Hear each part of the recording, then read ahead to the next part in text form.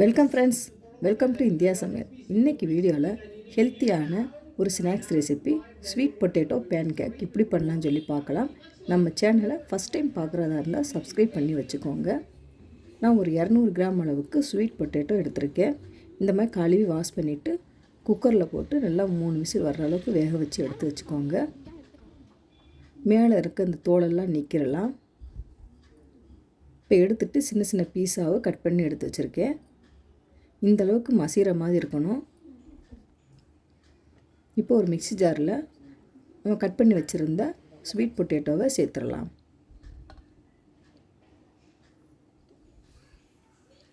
நூறு கிராம் அளவுக்கு ரவை சேர்த்துக்கிறேன்.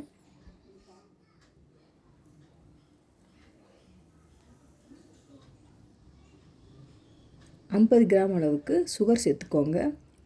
ஆல்ரெடி ஸ்வீட் பொட்டேட்டோ கொஞ்சம் ஸ்வீட்டாக தான் இருக்கும். காய்ச்சி ஆற வச்ச பால் 100 கிராம் அளவுக்கு சேர்த்துக்கிறலாம். ஸ்வீட்டை எடுத்து கொடுக்குறதுக்காண்டி 2 பிஞ்சு அளவு உப்பு சேர்த்துக்கோங்க. இப்போ சேர்த்துட்டு அரைச்சிட்டு வந்துடலாம்.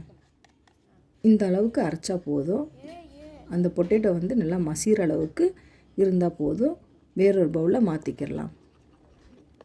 இப்போ மிக்ஸி ஜாரில் கொஞ்சமாக தண்ணி ஊற்றிட்டு அதை நல்லா கரைச்சிட்டு அந்த தண்ணியை ஊற்றிக்கோங்க.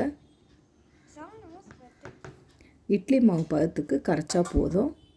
ரொம்பவும் தண்ணியாக இருக்கக்கூடாது, இல்லைன்னா பேன் கேக் வராது. இப்போ இந்த அளவுக்கு கரெக்டான பதம். இப்போ மூடி போட்டு ஒரு அரை மணி நேரம் நல்லா ஊறட்டும். இப்போ பார்த்திங்கன்னா அரை மணி நேரம் ஆயிடுச்சு. இப்போ நம்ம ஒரு கடாயில் நம்ம போட்டு எடுத்துடலாம். இப்போ நான் நான்ஸ்டிக் தவாவில் போட்டிருக்கேன். இந்த மாதிரி நான்ஸ்டிக்கில் போட்டிங்கன்னா எடுக்கிறப்ப கொஞ்சம் கஷ்டமாக இருக்கும்.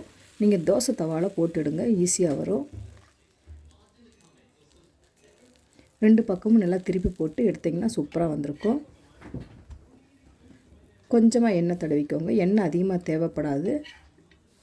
கொஞ்சம் இந்த மாதிரி போல்டாக ஊற்றிக்கோங்க. ஸ்டவ்வை மீடியம் ஃப்ளேமுக்கு கொஞ்சம் கம்மியாக வச்சிங்கன்னா சூப்பராக பேன் கேக் போட்டு எடுத்துடலாம்.